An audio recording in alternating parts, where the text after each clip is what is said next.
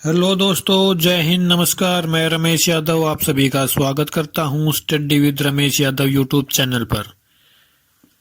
जो हमने current affair की सीरीज चलाई हुई है, उम्मीद करता हूं आपको पसंद आ रही होंगी। और उसी सीरीज को आगे बढ़ाते हुए आज की क्लास है 21 फरवरी 2024 का करंट अफेयर। अगर क्लास पसंद आती है तो लाइक करें, शेयर करें और चैनल को सब्सक्राइब जरूर करें। तो चलिए आज की क्लास शुरू करते हैं। 21 फरवरी 2024 का करंट अफेयर। जो भी घटनाएं 20 फरवरी को घटी है उनको हम आज देखेंगे। तो फर्स्ट पॉइंट है, अनुराग सिंह ठाकुर ने गुवाहाटी में किया खेलो इंडिया यूनिवर्सिटी गेम का शुभारंभ। तो खेलो इंडिया यूनिवर्सिटी गेम्स कहाँ शुरू हुए हैं? गुवाहाटी में शुरू हुए हैं। गुवाहाटी कहाँ है? असम में है। असम का सबसे बड़ा शहर गुवाहाटी। तो अनुराग सिंह ठाकुर कौन है? खेल मंत्री हमारे। चलिए कुछ जानते हैं इस बारे में। केंद्रीय युवा मामले और खेल मंत्री अनुराग सिंह ठाकुर ने गुवाहाटी में खेलो इंडिया यूनिवर्सिटी गेम्स का उद्घाटन किया। प्रधानमंत्री नरेंद्र मोदी ने एक वीडियो संदेश के माध्यम से पूर्वोत्तर के 7 राज्यों में आयोजित खेलो इंडिया यूनिवर्सिटी गेम्स को संबोधित किया। तो जो पूर्वोत्तर हमारे राज्य हैं, जिनको 7 सिस्टर्स बोलते हैं, उनमें ये खेल आयोजित किए जाएंगे। 7 सिस्टर में त्रिपुरा, मिजोरम, मणिपुर, मेघालय, नागालैंड, असम और अरुणाचल प्रदेश आते हैं। तो ये वहाँ पे खेले जाएंगे। तो ये पूछा भी जा सकता है कि खेल कहाँ हुए। तो 7 सिस्टर्स पूर्वोत्तर इलाके 7 जो राज्य हैं उनमें हो रहे हैं। आगे चलते हैं पॉइंट नंबर 2, खजुराहो नृत्य महोत्सव, शास्त्रीय नृत्य का अद्भुत नज़ारा। तो खजुराहो नृत्य महोत्सव कहाँ हो सकता है? क्योंकि खजुराहो के बारे में मैंने अभी 2 दिन पहले क्लास ली थी, उसमें बताया था कि खजुराहो कहाँ है। एमपी में है, मध्य प्रदेश में है खजुराहो। तो उसके बारे में बताया था मैंने डिटेल से। चलिए इनके बारे में जानते हैं। प्रसिद्ध खजुराहो नृत्य महोत्सव मध्य प्रदेश के खजुराहो में अपने उत्सव के 50वें वर्ष की शुरुआत कर रहा है, जो भारत की शास्त्रीय नृत्य विरासत के संरक्षण और प्रचार में एक मील का पत्थर है। इस प्रतिष्ठित कार्यक्रम का उद्घाटन मध्य प्रदेश के मुख्यमंत्री डॉक्टर मोहन यादव द्वारा किया जा रहा है, जो सांस्कृतिक उत्सवों के प्रति राज्य की प्रतिबद्धता को प्रदर्शित करता है। तो खजुराहो महोत्सव कहाँ हो रहा है? एमपी में, मध्य प्रदेश में हो रहा है। उद्घाटन को किसने किया है? मुख्यमंत्री मोहन यादव ने किया है। आगे चलते हैं पॉइंट नंबर 3, 11वें अंतर्राष्ट्रीय कठपुतली महोत्सव का चंडीगढ़ में आयोजन।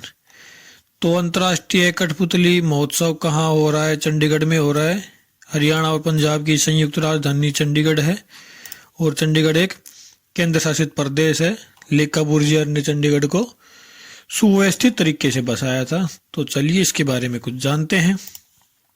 चंडीगढ़ का जीवंत शहर सांस्कृतिक विरासत और कलात्मक नवाचार का मिश्रण बन गया है, क्योंकि इसने टैगोर थिएटर में 11वें अंतर्राष्ट्रीय कठपुतली महोत्सव की मेजबानी की। इस कार्यक्रम का उद्घाटन पंजाब के राज्यपाल और केंद्र शासित प्रदेश चंडीगढ़ के प्रशासक बनवारी लाल पुरोहित, प्रशासक के सलाहकार राजीव वर्मा और अन्य गणमान्य व्यक्तियों द्वारा किया गया, जो कठपुतली की समृद्ध विरासत और युगों से इसकी स्थायी अपील का एक महत्वपूर्ण उत्सव था। तो आपको पता ही होगा कि चंडीगढ़ का प्रशासक कौन होता है? जो पंजाब का राज्यपाल होगा वो चंडीगढ़ का प्रशासक होता है, क्योंकि केंद्र शासित प्रदेश भी है चंडीगढ़। तो इम्पोर्टेंट यही है कि कठपुतली महोत्सव चंडीगढ़ में हुआ था। और चंडीगढ़ अगर करंट में है तो किसके द्वारा बसाया गया? लीका बुर्जियर के द्वारा बसाया गया। अगर चंडीगढ़ के बारे में कोई भी चीज पूछ ली जाती है कि ये चीज चंडीगढ़ में किसके द्वारा की गई, तो आप लिकाबुर्जियर को मार्क कर सकते हैं। तो चलिए आगे चलते हैं। पॉइंट नंबर 4, नीम शिखर सम्मेलन और वैश्विक नीम व्यापार मेला। नीम शिखर सम्मेलन कहाँ हुआ है? तो ये दिल्ली में हुआ है, नीम शिखर सम्मेलन। चलिए इसके बारे में थोड़ा जानते हैं।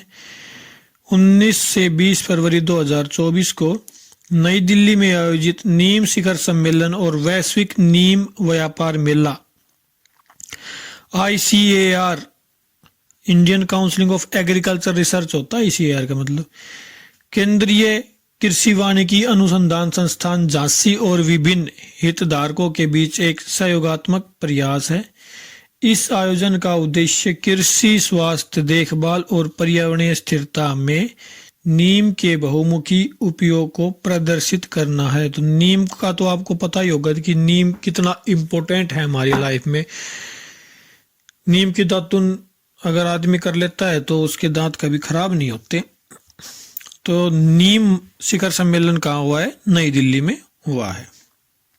आगे चलते हैं। पॉइंट नंबर 5, PM मोदी ने उत्तर प्रदेश के संभल में रखी श्री कल्की धाम मंदिर की आधारशिला। तो कल्की धाम मंदिर इंपॉर्टेंट हो जाता है। कहाँ स्थित है? उत्तर प्रदेश में स्थित है। इसकी आधारशिला रखी है, बनाना शुरू किया है अभी। PM मोदी ने इसकी आधारशिला रखी है। आधारशिला रखी, आधारशिला मुंह से गलती से निकल गया। आधारशिला रखी है मतलब इसको बनाना शुरू किया है। जानते हैं इसके बारे में। प्रधानमंत्री नरेंद्र मोदी ने उत्तर प्रदेश के संभल में श्री कल्की धाम मंदिर के शिलान्यास समारोह का उद्घाटन किया। इस कार्यक्रम में अध्यक्ष प्रमोद कृष्णम और मुख्यमंत्री योगी आदित्यनाथ सहित प्रमुख हस्तियों के भाषण हुए, जो मंदिर के महत्व को दर्शाते हैं और क्षेत्र के विकासात्मक पहलों पर प्रकाश डालते हैं। तो कल्की धाम मंदिर उत्तर प्रदेश। आगे चलते हैं। पॉइंट नंबर 6, बंदरगाह क्षमता को बढ़ावा देने के लिए सागर आकलन दिशा निर्देश। भाई बंदरगाह क्षमता, जो समुद्र के किनारे किनारे जो बंदरगाह बनाए जाते हैं उनकी क्षमता को बढ़ावा देने के लिए एक योजना, हम भी योजना भी कह सकते हैं, सागर आकलन दिशा निर्देश एक योजना शुरू की गई है। भाई इनको दिशा निर्देश दिए जाएंगे कि इनकी क्षमता कैसे बढ़ाई जा सकती है, इनकी दक्षता कैसे बढ़ाई जा सकती है। चलिए इसके बारे में थोड़ा सा जानते हैं। सागर आकलन दिशा निर्देशों का उद्देश्य भारतीय बंदरगाहों की दक्षता और प्रतिस्पर्धा को बढ़ाना, कि भाई आपस में प्रतिस्पर्धा करेंगे तो वो अच्छा काम करेंगे, क्योंकि कंपटीशन में कोई भी काम होता है तो वो बेहतर होता जाता है, कोई भी काम हो। तो इससे बंदरगाहों को फायदा मिलेगा। कोई बाहर से टूरिस्ट आ रहे हैं उनको भी फायदा मिलेगा, या एक्सपोर्ट हो रहा है सामान या इंपोर्ट हो रहा है तो उन सभी को बहुत ही फायदा मिलेगा। तो चलिए आगे चलते हैं। Point number 7, Henley passport index 2024। तो हेनले ने अभी पासपोर्ट के बारे में बताया है कि कौन सा पासपोर्ट कितना स्ट्रॉन्ग है। तो चलिए इनके बारे में जानते हैं। लिस्ट आई है हेनले की। France, Germany, Italy, Japan, Singapore और स्पेन के साथ पासपोर्ट शक्ति के शिखर पर है। तो सबसे ऊपर है फ्रांस, ध्यान रखना। नंबर 1 पर अगर पूछा जाए तो फ्रांस, 2 पर जर्मनी, इतना ही पूछा जाता है, आगे याद नहीं रखना। प्रत्येक अपने नागरिकों को 194 देशों में वीजा मुक्त पहुंच प्रदान करता है, कि भाई 194 देशों में बिना वीजा जा सकते हैं। France, Germany, Italy, Japan, Singapore, Spain के लोग, आप सोच सकते हैं। अब आगे चलते हैं। समूह वैश्विक नेताओं के विविध वर्ग का प्रतिनिधित्व करता है, जो सॉफ्ट पावर के महत्व और अंतर्राष्ट्रीय सहयोग के लाभों को रेखांकित करता है। हेनले पासपोर्ट इंडेक्स 2024 वैश्विक गतिशीलता में दिलचस्प परिवर्तन और रुझान का खुलासा करता है। जबकि भारत की रैंक में थोड़ी कमी देखी गई है, वह 62 देशों में वीजा मुक्त पहुंच के साथ 85वें स्थान पर खिसक गया है। एक बार 80 तक आ गया था, 85वें स्थान तक खिसक गया है। वही उसका समुद्री पड़ोसी मालदीव 96 देशों तक पहुंच का आनंद लेते हुए 58वें स्थान पर रहा। तो मतलब मालदीव का वीजा भी भारत से स्ट्रॉन्ग बताया जा रहा है। चीन अपनी स्थिति में थोड़ा सुधार करके 64वें स्थान पर पहुंच गया। तो चीन का पासपोर्ट भी भारत से स्ट्रॉन्ग है। तो भारत की स्थिति क्या है? 85वां स्थान है भारत का। पहला स्थान फ्रांस, जर्मनी और भारत का 85वां। इतना ही याद रखना है। आगे चलते हैं। पॉइंट नंबर 8, आरपीएसएफ मतलब आरपीएफ, जो आरपीएफ में पुलिस फोर्स होती है उसके बारे में है ये। कांस्टेबल श्री शशिकांत कुमार को मिला जीवन रक्षा पदक सम्मान। तो ये अनाउंस किया जाता है गणतंत्र दिवस पर, राष्ट्रपति जी इसको देते हैं। जीवन रक्षा पदक क्या होता है कि किसी भी व्यक्ति या कुछ ऐसे जीव की हमने जीवन की रक्षा की हो जो देखने में नामुमकिन लगती हो, लेकिन हमने वो कर दिया हो, तो उसके सम्मान में दिया जाता है जीवन रक्षा पदक। चलिए जानते हैं इसके बारे में। भारत के माननीय प्रधानमंत्री ने गणतंत्र दिवस 2024 पर एक महत्वपूर्ण समारोह में रेलवे सुरक्षा विशेष बल के एक कांस्टेबल श्री शशिकांत कुमार को प्रतिष्ठित जीवन रक्षा पदक प्रदान किया। यह सम्मानित मान्यता खतरे के सामने कुमार की असाधारण वीरता और निस्वार्थता के प्रमाण के रूप में है। इन्होंने क्या किया उसके बारे में थोड़ा जानते हैं। 8 जून आएगा, 8 जून की बात है। 8 जून 2023 को प्रयागराज शिवकी रेलवे स्टेशन पर हलचल भरी गतिविधि के बीच एक ऐसी घटना घटी जिसने कुमार की अटूट बहादुरी को प्रदर्शित किया। एक महिला यात्री ने चलती ट्रेन से उतरने की कोशिश की तो वह खतरनाक स्थिति में पहुंच गई। घटनाओं के एक भयावह मोड़ में वह फिसल गई और ट्रेन और प्लेटफॉर्म के बीच खतरनाक खाई में गिर गई और तेजी से चलती ट्रेन के पहियों के साथ खतरनाक तरीके से टकरा गई। तो इन्होंने, आपने वीडियो भी देखी होगी, वो अंदर एक बार चली जाती है लेकिन ये हाथ पकड़ के उसका वापस खींच लेते हैं। वीडियो आई थी पिछले साल, बहुत ही वायरल हुई थी। तो उसी के रिगार्डिंग इनको जीवन रक्षा पदक मिला है, कांस्टेबल श्री शशिकांत कुमार को। तो आप इंपॉर्टेंट रहेगा कि क्वेश्चन याद रखना। पॉइंट नंबर 9, ये मोस्ट इंपोर्टेंट क्वेश्चन है। जापान का 1000 वर्ष पुराना सोमिनसाई महोत्सव समाप्त। तो सोमिनसाई महोत्सव का संबंध किससे है? जापान से है। 1000 साल से ये चलता आ रहा था, लेकिन अब की बार इसको समाप्त कर दिया गया है क्योंकि भीड़ बहुत ज्यादा होने लग गई थी जो कंट्रोल से बाहर थी। जानते हैं इसके बारे में थोड़ा सा।